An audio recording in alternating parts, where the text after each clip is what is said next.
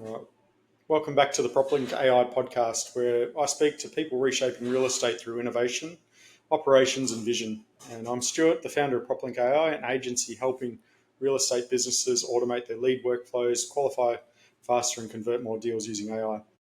Today's guest is Ryan McGuinness, founder of RPM Realty Investments, based in Tampa, Florida. He's built one of the fastest growing private lending businesses in the region, and he's currently doing over 100 million in active notes with a lean and responsive model. Now, what makes RPM so different? They don't ask for credit scores, tax returns, or bank statements, and they move fast. And we're talking lightning fast, like in the same day. Ryan, great to have you here. Hey, Stuart, thanks for having me on. Now, I like to start at the beginning. What drew you into the real estate and eventually into lending? Yeah, so initially I was trading options and bonds and equities, more stock market related focus. And then when the last recession was, hit in 2009 or so, I was looking for more of a tangible asset to get into. So that got me into real estate in general. And then from there, I was flipping houses and doing some development and construction, which then I saw a need for a true private lender that could act quickly on deals. About the last decade, we focused on lending. With RPM, what's the core value proposition? So people can call us and they, unheard of, we approve deals same day and can even fund them same day if title's ready. Something that's typically a 30, 60, 90-day process on some of these commercial loans. We truly can usually underwrite it within an hour and then give that approval and close as fast as the borrower needs. Yep. So with these customers, like, somebody needing lending in an hour or letting lending approval in an hour, why do they care most about that? So a lot of times, their entire deal's on the line and they've been misled by a conventional bank or another private lender, and they think they're closing Friday and they have a huge hard deposit up and their deal's at the risk and their seller's not going to extend, right? They're going to keep the deposit and move on. And they're kind of banking on this bank, for lack of a better term. And they call them on Thursday and they say, hey, some ratios out of line or some metrics that they use to underwrite the loan is now out of line. They're no longer be able to fund that loan. So a lot of times we need to come in last minute and clean that up. So how are you able to move or approve loans so quickly? So we're 100% private, right? So we're not institutional. We don't have to answer to a bank or a line of credit with restrictions. We're the ones that are fully underwriting the loan. We're the ones sending the wire. So there's no committee to go back to and then meet about it, right? So as soon as we get the address, we're going to begin the underwriting process on the valuation. And then from there, determine that we can make a deal based on our max thresholds of loan to value. Now, with a speed to market, speed to money, your approval within an hour, and as you say, you can also close in the same day if you have title. What systems or processes actually make that sort of possible? So we use Mortgage Automator. It's a company that kind of manages the entire back end on that. A lot of the online valuation platforms that everybody has access to, we use those. I mean, we don't rely on those, right? You can't pull up a Zillow and say, okay, this is what the house is worth. But the good thing is now that information is so accessible very easily for valuations, you can run comps. In Florida, everything's public. So you can run comps on anything that was sold in a neighborhood. And a lot of times, a lot of these communities have similar houses. If it's a very unique scenario, we'll approve it subject to an appraisal, right? So then we'll say, okay, we can get this done, but we need to wait for an appraisal to come back. Now, like from a risk perspective, like from the outside, your model looks kind of risky, but you mentioned to me last week when we spoke that your default rate is actually lower than conventional lenders. How are you managing that risk? Yeah, so you can have a great guy, right? A plus credit, job, income, tax returns, bank statements, everything. And something, very unfortunate happens to him, whether he loses his health, his business, a divorce, 1 in a million, or maybe more common things could happen to him. And a guy that has a perfect track record that you lend 90% of a value or 97% of a value on something, unfortunately, his problem will then become your problem. On average, we lend about 57% of an as-is value. Maximum we ever lend would be 70%. So we feel that no matter what macroeconomic, whatever happens to him, we are okay, recovering the property at that level and then either selling it via foreclosure, or if we recoup the property and sell it on the open market, we're very low risk. Plus, when people are putting down 30, 40, 50% of their money, they find an exit, right? And we work with them, right? We don't want anybody's property. Unlike a bank that, hey, you're late, we're foreclosing. We'll work with them. We'll step in and say, how did we get here? What can we do to help? Did you fall short on projected money you needed to complete it? And maybe we'll come in with another, $50,000 to complete the project. Whereas a bank, they wouldn't have the opportunity to do that or wouldn't do that. And he might be 95% there and then have to lose the project because of something simple like that. So we're able to make those quick decisions and hands-on decisions.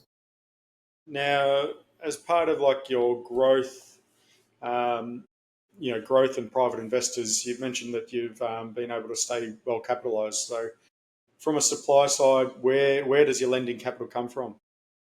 Yeah, so it's all private individuals. Right now, we have about 70 or so. That number is consistently growing. A few of them are extremely well capitalized. So they have a lot of money on the sidelines for our program. We have years of proven track record with them. So if we had to get we closed 2 weeks ago, we closed a $10 million loan. So we needed to step up with capital for that. But we have plenty of people on the sidelines ready to put in more money. The difficult part of the equation for us is the borrowers, right? That's always the shortage. The capital, fortunately, has always been there for us. From an investor appetite, the market, I guess you've sort of seen some ups and downs in the last, even the last 3 years. What's their appetite in uncertain markets? So it's pretty heavy still. I think as banks continue to tighten up, a lot of lending programs that were in existence are either going away or banks are getting skittish. Deals need to get done. People still need to put capital to work. There's uncertainty in the overall real estate market, as there's uncertainty in the overall economic market, I think this is a product that people still invest in because you don't need real estate to perform. You have kind of a 40% margin of error, right? Imagine being able to invest in the Dow Jones, and if it has a 40% correction, you're still completely fine and you've made money all along the way. That's a crazy scenario, but it's a real scenario with what we do. Now, looking at some of your recent successes, you've been listed in the Fast 50 for 2 years in a row. How are you balancing that growth and also staying lean and disciplined? Sure. It's a very scalable business. That is one reason I wanted to get into this versus flips. When I had 10, 12 flips going on, construction development going on, it was a lot of work, right? You needed overhead. You need a lot of physical manpower. With this, with more of an automated software backend, we can really scale. I believe we have about 230 notes actively right now. Even if we went to double that to 500 notes, maybe we hire on one more person, but it's a very scalable business without taking a lot of manpower, a lot of overhead. That's why I like the lending side of things. Now, some people might sort of say, having a small team is great for efficiencies, but what's your secret for staying efficient? Personally, we're just a hands-on kind of guy. I love going to work every day and analyzing the deals myself. A lot of people would have hired somebody to do a lot of the things that we do, but I truly enjoy the work. It's not like every day I don't feel like, oh man, I have to go to the office today. Find myself there on a day off or on a weekend looking at things, and that's the best kind of work, right? When it's not a grind to you every day.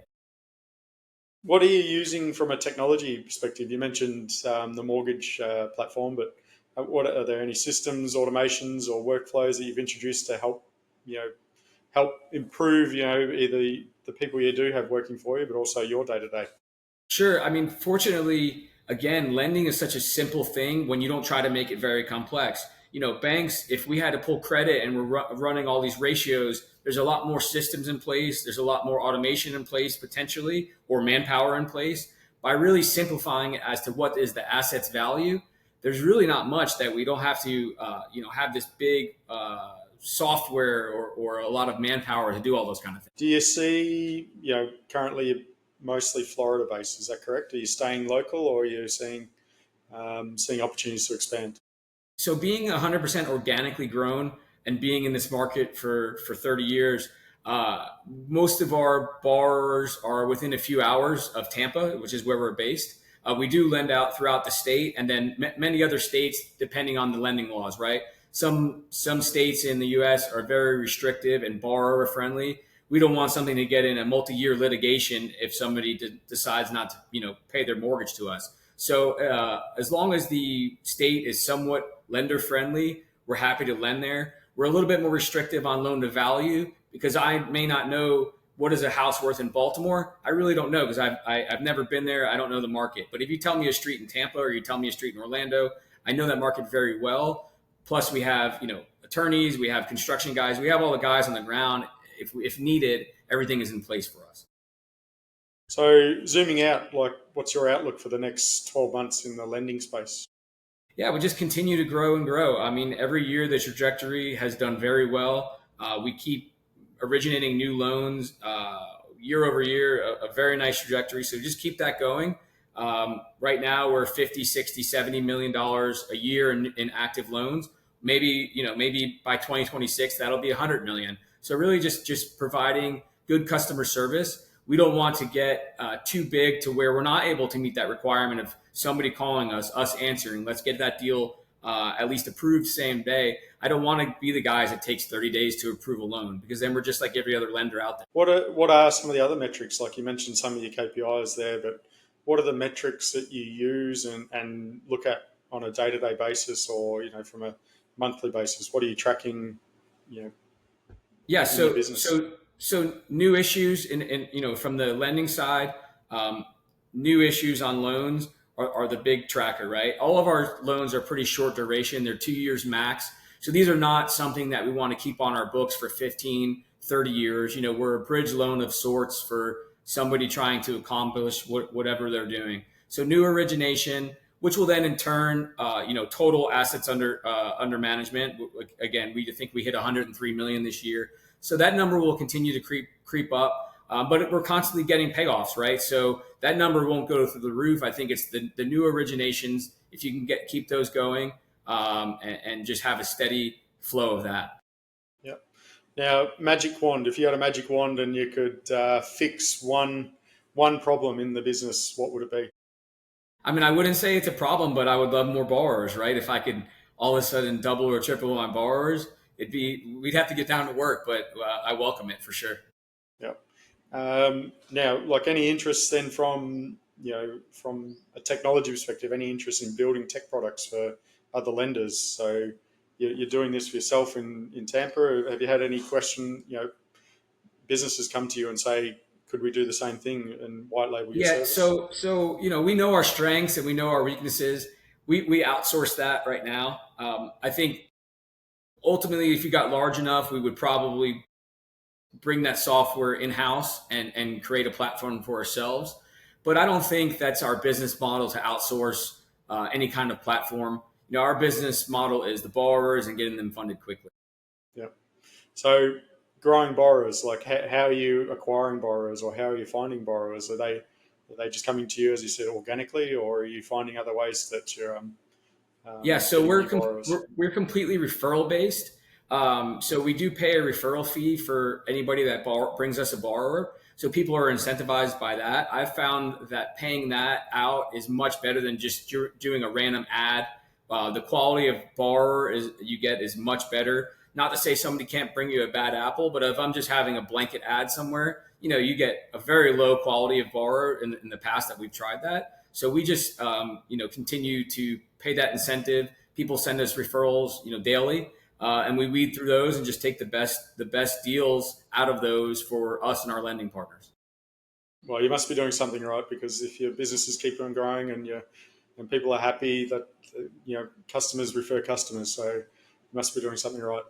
Now, Ryan, thanks for sharing your story and also what you've been doing and how you're doing it as well, because a lot of business will be envious of being able to run quite lean, but also stay customer focused. Where can people find out more about RPM Realty Investments or get in touch with you? Sure, they can reach out and see a bunch of our deals and our monthly numbers on Instagram. That's at RPM Realty INV, like invest on the end there. Or they can go to our website, rpmrealtyinv.com as well. Now, to anyone listening, if you're in the private lending space or dealing with deal flow bottlenecks, this episode's worth a re-listen. Thanks, Ryan, and thanks everyone else, and we'll catch you on the next episode of the Proplinq AI podcast. I appreciate it. Thanks for having me on. Cool.